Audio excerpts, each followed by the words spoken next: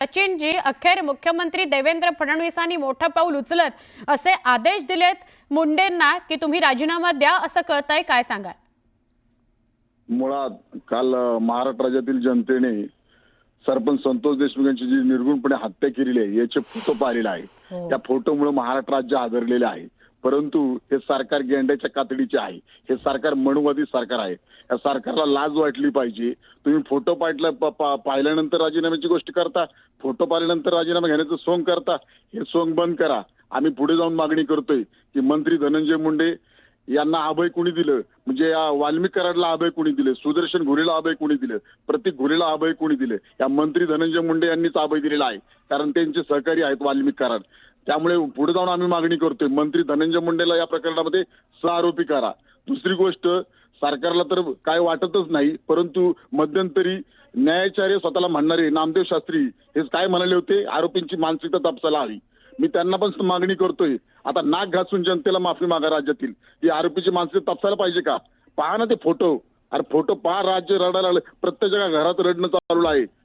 अक्षरशः हे राजीनाम्याचं नाटक तुम्ही करता ना, राजीनामा तर झालाच पाहिजे, परंतु मंत्री धनंजय मुंडेंना या प्रकरणामध्ये सहआरोपी करा आणि न्यायाचार्य नामदेव शास्त्री यांनी आता नाक घासून जनतेची माफी मागावी, ही आमची मागणी आहे। सचिनजी, तुमचं म्हणणं अगदी रास्त आहे की हे फोटो आल्यानंतर तुम्ही राजीनामा घेणार का? पण मसाजोगमध्ये धन्यवाद सचिनजी, आपण न्यूज 18 लोकमतशी बोललात त्याबद्दल। पण मसाजोगमध्ये मात्र आज अत्यंत कालवाकालव झालेली आहे सगळ्यांच्या मनामध्ये, कारण कालचे ते फोटो समोर आल्यानंतर आणि सोशल मीडियावर व्हिडिओ व्हायरल झाल्यानंतर मसाजोगकरांना काही सुचत नाहीये। धनंजय देशमुखांची परिस्थिती अत्यंत विचित्र आहे, ते काही बोलू शकत नाही आहेत, निशब्द झालेले आहेत। काल रात्रभर त्यांना एक क्षण झोप लागलेली नाहीये। आपल्या भावाची जाते वेळी सुद्धा, शेवटच्या क्षणी वेळी सुद्धा अशी तडफड झालेली आहे। ही बघून आज त्यांना काय बोलावं, आपल्या घरी कसं जावं, आपल्या आई वडिलांना तोंड कसं दाखवावं अशी परिस्थिती धनंजय देशमुखांवर आलेली आहे। आणि आता ते असं म्हणतायत की आता मी कुठल्याही नेत्याशी बोलणार नाही, आता मी कुठल्याही मंत्र्याच्या दारात जाणार नाही, त्याच्याशी संवाद साधणार नाही, आता खूप उशीर झालेला आहे। राहुल जुरी आणि तुषार रुपनवर हे दोघे आपल्याला माहिती देत आहेत आणि त्यांच्याकडून जी माहिती मिळते ती अशी आहे की मुख्यमंत्री देवेंद्र फडणवीस यांनी देवगिरीवर जात तिथे सुनील तटकरे होते, अजित पवार होते, धनंजय मुंडे यांना आमंत्रित करण्यात आलेलं होतं आणि मुख्यमंत्री देवेंद्र फडणवीस होते। या चौघांमध्ये साधारणपणे अर्धा पाऊण तास भेट झाली, बैठक झाली आणि अर्थसंकल्पीय अधिवेशनाच्या पहिल्याच दिवशी संध्याकाळी ही भेट झालेली आहे।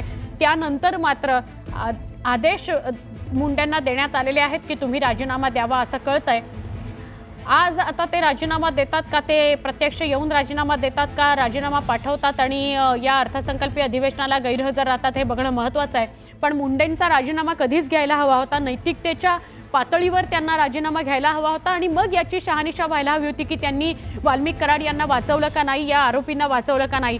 पण आता मात्र मनोज जरांगे असतील, सचिन खरात असतील, हे मोठ्या प्रमाणात मागणी करतायत की धनंजय मुंडेंना आता या सगळ्या प्रकरणामध्ये सहआरोपी करा। त्यांनी वाचवलेलं आहे, वारंवार वाल्मिक कराड याला खुनाचा गुन्हा त्याच्यावर दाखल होऊ नये यासाठी दबाव एका मंत्र्यानं टाकलेला आहे आणि ही चुकीची गोष्ट आहे। त्यामुळे धनंजय मुंडेंना सहआरोपी करा अशी मागणी सचिन खरात आणि मनोज जरांगे सुद्धा करतायत। मनोज जरांगे आता मसाजोगमध्ये आहेत। धनंजय देशमुख जे संतोष देशमुखांचे भाऊ आहेत त्यांना मात्र आता अश्रू अनावर झालेले आहेत। हंबरडा त्यांनी फोडला आणि तो हंबरडा एका भावाचा, एका पुरुषाचा हंबरडा अख्ख्या महाराष्ट्रानं ऐकलाय।